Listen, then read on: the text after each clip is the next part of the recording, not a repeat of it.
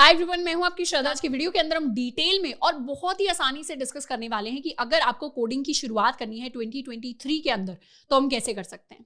फिर चाहे आप प्लेसमेंट के लिए प्रिपेयर करना चाहते हैं, फिर चाहे आप वेब डेवलपमेंट सीखना चाहते हैं, प्रोजेक्ट्स बनाना चाहते हैं या मशीन लर्निंग एआई जैसी चीजें करना चाहते हैं।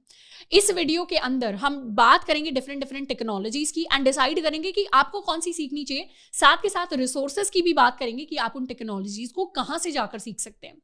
अब वीडियो की स्टार्ट से पहले कुछ स्टूडेंट्स के आजकल नए नए डाउट्स होते हैं कि चैट जीपीटी आ गया है तो एआई जैसी चीजें प्रोग्रामर्स के जॉब्स को रिप्लेस तो नहीं कर देंगी, या फिर रिसेशन या ले ऑफ्स की वजह से अब जॉब अपॉर्चुनिटीज खत्म तो नहीं हो गई हैं टेक के अंदर। तो इन सारी चीजों को हम वीडियो के एंड में एड्रेस कर रहे होंगे, तो उसके लिए आप वीडियो के एंड तक रुक सकते हैं। तो वीडियो की स्टार्ट करते हैं। स्टार्ट से पहले एक छोटी सी चीज हमें पता होनी चाहिए कि अगर हम कोडिंग करना चाहते हैं 2023 के अंदर या कभी भी अगर कोडिंग करना चाहते हैं तो वो ये चीज है कि ऐसा नहीं होता कि आपने कोडिंग कर ली तो अब आप वेबसाइट्स भी बना पाएंगे, आप ऐप भी बनाना सीख गए, आप मशीन लर्निंग एआई भी सीख गए, आप गेम डेवलपमेंट भी सीख गए, आप ब्लॉकचेन भी सीख गए। मतलब ऐसा नहीं है कि कोडिंग एक चीज है जिसको करके आप सारी चीजें एकदम से करने लग जाएंगे। कोडिंग के अंदर डिफरेंट प्रोग्रामिंग लैंग्वेजेस होती हैं और डिफरेंट टेक्नोलॉजीज होती हैं। इसको आसान भाषा में समझाऊं तो ऐसा है कि अगर मुझे पता है मुझे फ्रांस में जाना है तो मैं फ्रेंच सीखूंगी, मुझे पता है मुझे महाराष्ट्र में जाना है तो मैं मराठी सीखूंगी, मुझे पता है मुझे पंजाब में जाना है तो मैं पंजाबी सीखूंगी। वैसे ही हमें हमारा गोल क्लियर होना चाहिए। अब चाहे आप स्कूल में हैं, चाहे आप कॉलेज के अंदर है, या फिर वर्किंग प्रोफेशनल है, या फिर रिटायर्ड है, या किसी भी कैटेगरी के अंदर आते हैं, सबसे पहले हम अपना गोल डिसाइड करेंगे। अब आपके काफी सारे डिफरेंट गोल्स हो सकते हैं। सबसे पहला गोल हो सकता है कि मुझे प्लेसमेंट की तैयारी करनी है या फिर इंटर्नशिप की तैयारी करनी है। इस कैटेगरी में यूजुअली आपके स्टूडेंट्स आ जाते हैं जो कॉलेज में अभी हैं। हो सकता है आप बीटेक कर रहे हैं, हो सकता है आप बीसीए कर रहे हैं, हो सकता है आप बीएससी इन कंप्यूटर साइंस कर रहे हैं, या फिर किसी और फील्ड से भी अगर आते हैं तो आपको अगर प्लेसमेंट या इंटर्नशिप की डेडिकेटेड तैयारी करनी है for companies like Google, Microsoft, Amazon, या फिर दूसरी भी अगर आप कंपनीज के अंदर जाना चाहते हैं तो एक तो कैटेगरी हो गई इन स्टूडेंट्स की। दूसरा गोल हम ये पिक कर सकते हैं कि मुझे वेब डेवलपमेंट सीखनी है, यानी मुझे वेबसाइट्स बनाना सीखना है। इसमें हो सकता है हम फ्रीलांसिंग के लिए सीख रहे हो सकता है हम नॉर्मल प्रोजेक्ट्स बनाने के लिए सीख रहे हो, या फिर हो सकता है हम डायरेक्टली एक फुल स्टैक डेवलपर या फ्रंट एंड डेवलपर या बैक एंड डेवलपर बनना चाहते हैं। तो ये हो गई हमारी सेकंड कैटेगरी। हमारी थर्ड कैटेगरी हो सकती है ऐप डेवलपमेंट, जिसके अंदर हम एप्स बना सकते हैं। ये एप्स हो सकता है एप्पल के फोन्स के लिए बना रहे हो या फिर एंड्रॉइड फोन्स के लिए बना रहे हो। फोर्थ कैटेगरी जो हमारी होती है वो होती है मशीन लर्निंग एंड एआई की कैटेगरी, जिसमें यूजुअली जिन स्टूडेंट्स को डेटा साइंस में इंटरेस्ट होता है या जो एआई एमएल की फील्ड में जाना चाहते हैं वो स्टूडेंट्स इस कैटेगरी को पिक करते हैं। फिफ्थ कैटेगरी या फिफ्थ गोल हमारे लिए हो जाता है वो लोग जो नॉर्मली बस एक्सप्लोर करना चाहते हैं कि कोडिंग होती क्या है। इस कैटेगरी में मोस्टली स्कूल स्टूडेंट्स आते हैं जिनको बस जानना है ऊपर से कि कोडिंग होती क्या है, हम करते क्या है। या फिर हो सकता है आप कोई वर्किंग प्रोफेशनल है जो किसी और फील्ड से आ रहे हैं, आपका आज तक टेक से कोई रिश्ता नहीं रहा है, एंड हो सकता है आप आज तक सेल्स की फील्ड में थे या एचआर की फील्ड में थे, पर आपने आजकल टेक के पैकेजेस के बारे में सुना है और आपका नया इंटरेस्ट जागा, तो आप भी देखना चाह रहे हैं कि होता क्या है एक्चुअली टेक्नोलॉजी के अंदर या कोडिंग के अंदर। तो ये 5 सबसे मेजर कैटेगरीज हैं जिसमें यूजुअली स्टूडेंट्स आते हैं। इन 5 मेजर कैटेगरीज की सबसे पहले तो आप अपने लिए इनको पिक कर लीजिए, पर अगर आप अभी भी अनश्योर है कि मुझे नहीं पता इनमें से मैं कौन सी पिक करूं, तो आपके लिए भी आंसर एक वीडियो के एंड में मैंने एक फिक्स्ड आंसर आपके लिए डिसाइड करके रखा हुआ है। लेकिन तब तक आपको प्रॉपर नॉलेज होनी चाहिए कि डिफरेंट टेक्नोलॉजीज में डिफरेंसेस क्या होते हैं। पहले बात करते हैं प्लेसमेंट एंड इंटर्नशिप की तैयारी की। इंडिया के अंदर यूजुअली अगर हम प्लेसमेंट्स एंड इंटर्नशिप्स के लिए जाना चाहते हैं तो जो हमारी मेजर टेक कंपनीज होती हैं जिनके बड़े बड़े नाम आपने सुने होंगे, वो कंपल्सरीली अपने इंटरव्यूज में डेटा स्ट्रक्चर्स और एल्गोरिथम्स नाम की चीज पूछते हैं। इसको हम शॉर्ट में कहते हैं डीएसए। अब डेटा स्ट्रक्चर्स एल्गोरिथम क्या होता है उसके बारे में एक डेडिकेटेड वीडियो बनाया हुआ है, बट यहाँ पर हमें वो नहीं समझना। यहाँ पर हमें ये समझना है कि डीएसए अगर हमें करना है तो उसके लिए हमें कौन सी प्रोग्रामिंग लैंग्वेज सीखनी चाहिए। डीएसए को करने के लिए मैं आपको रेकमेंड करूंगी कि या तो आप जावा सीख लीजिए या फिर आप C++ सीख लीजिए। दोनों ही इक्वली गुड लैंग्वेज है। अब ऐसा नहीं है कि अगर आपको प्लेसमेंट या इंटर्नशिप चाहिए तो सिर्फ हमें डीएसए ही सीखना पड़ेगा, उसके साथ साथ हमें प्रोजेक्ट्स भी बनाने पड़ेंगे। पर प्रोजेक्ट्स आप किसी भी टेक्नोलॉजी पर बना सकते हैं, उससे यूजुअली रिक्रूटर्स को ज्यादा फर्क नहीं पड़ता, पर डीएसए के अंदर आपके कॉन्सेप्ट स्ट्रांग होनी चाहिए। अब डीएसए के लिए मैंने C++ एंड जावा को ही क्यों एडवाइस किया, क्योंकि इनके मार्केट के अंदर रिसोर्सेज बहुत ज्यादा अवेलेबल है। यानी अगर आपके पास कोई सवाल आता है या कोडिंग क्वेश्चन में आप कहीं फंस जाते हैं तो मैक्सिमम जो आपको रिसोर्सेज मिलेंगे कोडिंग के अंदर वो या तो C++ या फिर जावा के मिलने वाले हैं। इसके अलावा एक थर्ड पॉपुलर ऑप्शन पाइथन का भी होता है, पर पाइथन को मैं यूजुअली नहीं रेकमेंड करती क्योंकि उसके अंदर मोस्टली बच्चे फिर इनबिल्ट लाइब्रेरीज का यूज करते हैं, प्लस उसके अंदर रिसोर्सेज उतने नहीं हैं जितने जावा C++ के अंदर है। लेकिन अगर आपका मन करे कि मुझे पाइथन में ही करना है तो आप उसमें भी कर सकते हैं, आपका मन करे कि मुझे तो किसी और लैंग्वेज में ही करना है तो आप उसमें भी कर सकते हैं। बस मैं आपको रिसोर्सेज के हिसाब से बस एडवाइस कर सकती हूँ कि यही दोनों लैंग्वेजेस हैं जिनके अंदर आपको मैक्सिमम रिसोर्सेज मिल जाएंगे। अब इन दोनों लैंग्वेजेस को हम कैसे सीखें और इसके अंदर डीएसए को कैसे सीखें, उसके लिए हम अभी अवेलेबल है जो डेडिकेटेड जावा प्लस डीएसए का एक कोर्स है प्लेसमेंट प्रिपरेशन के लिए, हम उसको भी जाकर एक्सप्लोर कर सकते हैं अपना कॉलेज वेबसाइट के ऊपर, नीचे लिंक आपको डिस्क्रिप्शन बॉक्स के अंदर मिल जाएगा। तो अगर हमारा गोल प्लेसमेंट की तैयारी करना है तो हम अपने लिए एक लैंग्वेज पिक कर सकते हैं और अपनी तैयारी को स्टार्ट कर सकते हैं। अब यहाँ पर कुछ स्टूडेंट्स का सवाल होगा कि दीदी क्या जावा सीखने के लिए मुझे पहले से सी या सी प्लस प्लस आनी चाहिए, या सी प्लस प्लस सीखने के लिए मुझे क्या पहले सी आनी चाहिए या पाइथन आनी चाहिए? तो इसमें मैं बोलूंगी बिल्कुल भी नहीं। किसी भी एक प्रोग्रामिंग लैंग्वेज को सीखने के लिए जरूरी नहीं है कि पहले हमें कोई दूसरी प्रोग्रामिंग लैंग्वेज आती हो। किसी भी प्रोग्रामिंग लैंग्वेज को हम बिल्कुल स्क्रैच से और बिल्कुल शुरुआत से सीखना स्टार्ट कर सकते हैं। अब आते हैं अपनी सेकंड कैटेगरी की तरफ, यानी वेब डेवलपमेंट की तरफ। वेब डेवलपमेंट के अंदर यूजुअली हम वेबसाइट्स को बना रहे होते हैं, तो इसके लिए 3 चीजें तो हमें 100% आनी चाहिए, HTML, CSS and JavaScript. HTML, CSS and JavaScript को कवर कर लिया तो उसके बाद वेब डेवलपमेंट में यूजुअली लोग अपना फील्ड पिक करने लग जाते हैं। यानी या तो हो सकता है कि आपको फ्रंट एंड डेवलपर बनना है। फ्रंट एंड डेवलपर यानी जो वेबसाइट के यूजर फेसिंग पार्ट के साथ काम करते हैं। जैसे अगर हम Amazon की वेबसाइट खोलते हैं तो जितना भी पार्ट हमें दिख रहा होता है या जिस पार्ट के साथ हम इंटरैक्ट करते हैं वो सारा फ्रंट एंड पार्ट होता है। फिर आप फ्रंट एंड की टेक्नोलॉजीज को सीखना स्टार्ट कर सकते हैं, जैसे रिएक्ट इसमें सबसे पॉपुलर ऑप्शन होता है, उसके अलावा एंगुलर होता है, उसके अलावा Vue.js होता है। ये सारे नहीं सीखने होते, इनमें से हमें बस एक ही सीखना होता है। सेकंड फील्ड जो लोग पिक कर सकते हैं वो होता है बैक एंड डेवलपर का, यानी सर्वर साइड वाला जितना पार्ट होता है बैक एंड में, पीछे से जितना भी काम हो रहा होता है उसको आप एक्सप्लोर कर सकते हैं। तो उसके लिए यूजुअली लोग Node.js सीख रहे होते हैं, नहीं तो आप PHP भी सीख सकते हैं, या फिर आप पाइथन को यूज करके Django भी सीख सकते हैं। अब फ्रंट एंड बैक एंड जो लोग दोनों सीखते हैं उनको हम फुल स्टैक डेवलपर्स कहते हैं। ये तो हो गया वेबसाइट का फ्रंट एंड बैक एंड वाला पार्ट, बट इसके अलावा एज अ वेब डेवलपर आपको ये भी पता होना चाहिए कि डेटाबेसेस को कैसे वेबसाइट के साथ कनेक्ट करते हैं। तो इसमें DBMS के कुछ कॉन्सेप्ट्स आपको पता होने चाहिए, साथ के साथ SQL या फिर नॉन SQL जैसे MongoDB जैसी टेक्नोलॉजी के बारे में भी आपको नॉलेज होनी चाहिए। अब तीसरा गोल जो हम डिसाइड कर सकते हैं वो है ऐप डेवलपमेंट का। ऐप डेवलपमेंट करने से पहले हमें ये डिसाइड करना पड़ेगा कि हम आईफोन्स के लिए ऐप बनाना चाहते हैं या फिर हम एंड्रॉइड फोन्स के लिए ऐप बनाना चाहते हैं।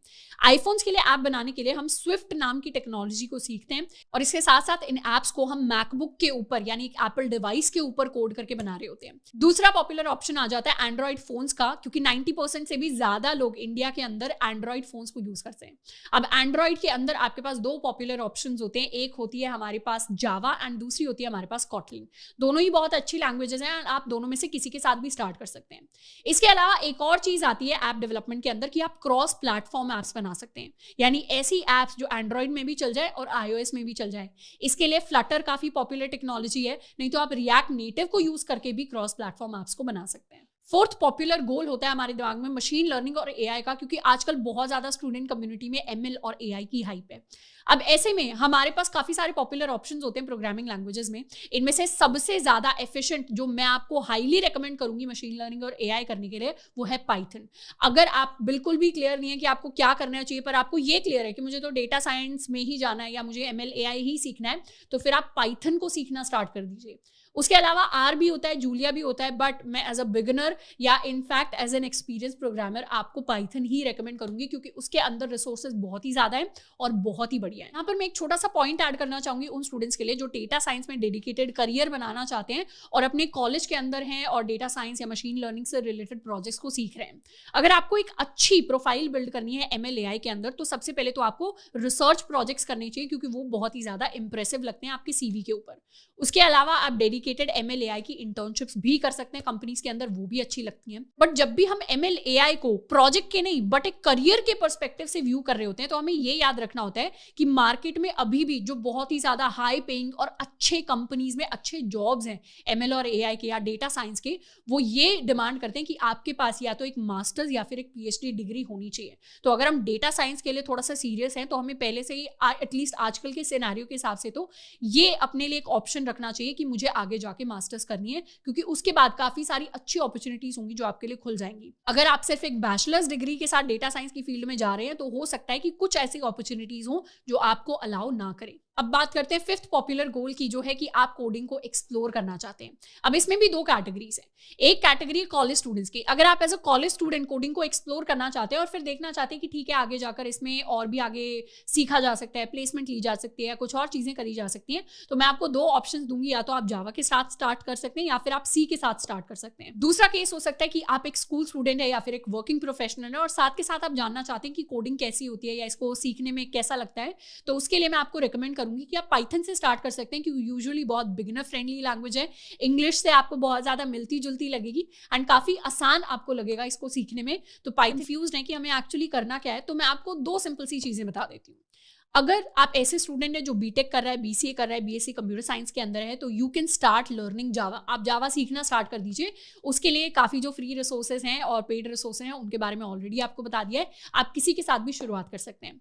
सेकेंड कैटेगरी उन स्टूडेंट्स की होगी जो शायद बीए बैकग्राउंड से आ रहे हैं या बीकॉम बैकग्राउंड से आ रहे हैं या फिर किसी और बैकग्राउंड से आ रहे हैं, बट आप भी कंफ्यूज हैं कि मुझे करना क्या है। तो ऐसे केस में मैं आपको रिकमेंड करूंगी कि आप जावा स्क्रिप्ट के साथ स्टार्ट कर दीजिए। वेब डेवलपमेंट का जो डेडिकेटेड कोर्स है उसमें जावा स्क्रिप्ट के वीडियो के साथ आप स्टार्ट कर सकते हैं। वीडियो में जाते जाते एक छोटा सा मैसेज मैं आप सभी को देना चाहूंगी, जो शायद यूजुअली हमें वीडियो से या दूसरी जगह से पता नहीं चलता, कि एज अ बिगिनर हमें कोडिंग बोरिंग भी लग सकती है। हम यूजुअली टेक के अंदर काफ़ी सारे बड़े बड़े पैकेजेस देखकर अट्रैक्ट होकर आते हैं, या फिर हमें लगता है कि हम कूल गेम्स बना रहे होंगे, वेबसाइट्स बना रहे होंगे, ऐप्स बना रहे होंगे, बट एज अ बिगिनर जब हम शुरुआत करते हैं तो हो सकता है कि हमें कोडिंग थोड़ी सी बोरिंग लगे। ये इसलिए होता है कि आपने पबजी खेला होगा। अब पबजी एज अ गेम तो खेलने में बहुत अच्छा लगता है, बट जब आप उसके पीछे का कोड देखेंगे तो वो थोड़ा सा बोरिंग लगेगा। बट ये चीज़ मोस्टली एज अ बिगिनर होती है। जैसे जैसे आप प्रॉब्लम सॉल्विंग और ज़्यादा करने लग जाते हैं, डिफरेंट डिफरेंट टेक्नोलॉजीज में काम करने लग जाते हैं या फिर अपने लिए प्रोजेक्ट्स बिल्ड करने लग जाते हैं, तो आपको बोरिंग कम लगने लगती है एंड इंटरेस्टिंग ज़्यादा लगने लगती है। बट अगर आप as a beginner first time coding को एक्सप्लोर कर रहे हैं तो शुरू के 1-2 महीने आपको ये चीज़ ध्यान रखनी है कि आपको क्विट नहीं करना, कि हमारे पास कोई एरर आ गया है, कोई प्रॉब्लम आ गई तो हम थक हार कर कभी कभी क्विट कर देते हैं और उसको छोड़ ही देते हैं। तो वो चीज़ हमें नहीं करनी। कम से कम 1-2 महीना उस चीज़ को अच्छे से एक्सप्लोर करना है, उस पर टिके रहना है, क्योंकि एट द एंड एक अच्छा कोडर या एक अच्छा प्रोग्रामर वही होता है जो प्रॉब्लम्स को सॉल्व कर पाता है। तो वो प्रॉब्लम सॉल्विंग माइंडसेट बनाने के लिए एरर्स का आना और प्रॉब्लम्स का आना कंपलसरी है एंड चीजें थोड़ा बोरिंग लगना भी कंपलसरी है। तो वहां पर हमें टिके रहना है। अब 2 चीजें थी जिसके बारे में वीडियो के स्टार्ट में मैंने बोला था कि हम लास्ट में डिस्कस कर रहे होंगे। इनमें से सबसे पहली चीज थी कि चैट जीपीटी जैसी चीजें आ गई हैं, तो काफी सारे स्टूडेंट्स सोचते हैं क्या एआई की वजह से जॉब्स तो नहीं खत्म हो जाएंगे प्रोग्रामर्स के। अब इसको मैं बिल्कुल छोटे में आपको समझा देती हूँ, बिल्कुल भी नहीं। मुझे नहीं लगता कि एआई या मशीन लर्निंग या चैट जीपीटी जैसी चीजों की वजह से प्रोग्रामर्स के जॉब या सॉफ्टवेयर इंजीनियर्स के जॉब रिप्लेस होने वाले हैं। इनफैक्ट ये जो टेक्नोलॉजीज हैं ये सॉफ्टवेयर इंजीनियर्स को या सॉफ्टवेयर डेवलपर्स को रिप्लेस नहीं करेंगी, बल्कि उनको और ज्यादा हेल्प करेंगी या उनको कॉम्प्लीमेंट करेंगी। बट इसके बारे में आपको अगर डेडिकेटेड वीडियो चाहिए तो उसके बारे में आप मुझे नीचे कमेंट करके बता सकते हैं और मैं आपके लिए इस टॉपिक पर एक डेडिकेटेड वीडियो भी बना दूंगी। सेकंड सवाल जो स्टूडेंट्स के दिमाग में होता है कि अभी थोड़ा सा रिसेशन चल रहा है या टेक ले ऑफ्स चल रहे हैं, तो उसकी वजह से क्या जॉब अपॉर्चुनिटीज खत्म हो गई है मार्केट के अंदर से? तो इसका जवाब है बिल्कुल भी नहीं। हाँ, कुछ ऐसी कंपनीज हैं जैसे जिन्होंने मास ले ऑफ्स बहुत ज्यादा किए हैं, तो वो ऐसी कंपनीज हैं जिन्होंने अभी हायरिंग को स्लो किया है। कुछ एरियाज में उनके वो वाले जो एरियाज होते हैं जो ज्यादा रेवेन्यू जनरेटिंग नहीं होते, वहां पर उन्होंने हायरिंग को फ्रीज भी किया है। बट अभी भी आप देखोगे कि एक तरफ तो Amazon ले ऑफ्स कर रही है, एक तरफ आपको कुछ ऐसे पोस्ट मिलेंगे जिसमें लोग कह रहे हैं कि अब मैंने Amazon के अंदर जॉब स्टार्ट किया है। तो ऐसे केसेस भी होते हैं। यूजुअली जो हायरिंग होती है वो उन सेक्टर्स के अंदर हो रही होती है जो रेवेन्यू जनरेटिंग होते हैं कंपनी के लिए, मतलब जहां से उस कंपनी के पास प्रॉफिट आ रहा होता है। तो वहां पर अगर किसी की रिक्वायरमेंट होती है तो वो कंपनीज हायर भी करती हैं। बट हाँ, डेफिनेटली जहां पर ले ऑफ्स हुए हैं वहां पर हायरिंग स्लो हो गई है। बट ऐसा नहीं है कि बाकी की इंडस्ट्री में सबके साथ ही ऐसा हुआ है या हर जगह ही ले ऑफ्स हुए हैं। अभी भी बहुत सारी अच्छी कंपनीज हैं जो एक्टिवली हायर कर रही हैं, क्योंकि अगर किसी भी सेक्टर के अंदर कोई ऐसी कंपनी है जो अच्छा परफॉर्म नहीं करती, उसके दूसरी तरफ कई ऐसी कंपनीज ऐसी भी होती हैं जो बहुत अच्छा परफॉर्म करती हैं। तो जॉब अपॉर्चुनिटीज मार्केट के अंदर अभी भी बहुत सारी हैं, स्पेशली उन लोगों के लिए हैं जो एक्चुअली स्किल्ड हैं। तो अगर आप टेक सेक्टर के अंदर एक स्किल्ड कैंडिडेट हैं तो आपके लिए जॉब्स की कमी नहीं होने वाली है टेक्नोलॉजी फील्ड के अंदर। तो आई होप कि अगर हम एक बिगिनर थे या फिर थोड़ा सा एक्सपीरियंस भी थे तो आज की वीडियो देखकर हमें काफी कुछ पता चला होगा कोडिंग के बारे में और कैसे हम अपनी कोडिंग जर्नी की शुरुआत कर सकते हैं 2023 के अंदर। अब आपकी कौन सी फेवरेट टेक्नोलॉजी थी एंड आपने अपने लिए क्या गोल डिसाइड किया उसके बारे में भी आप मुझे नीचे कमेंट करके बता सकते हैं। आज के लिए इतना ही, मिलते हैं नेक्स्ट वीडियो में। Till then keep learning and keep exploring.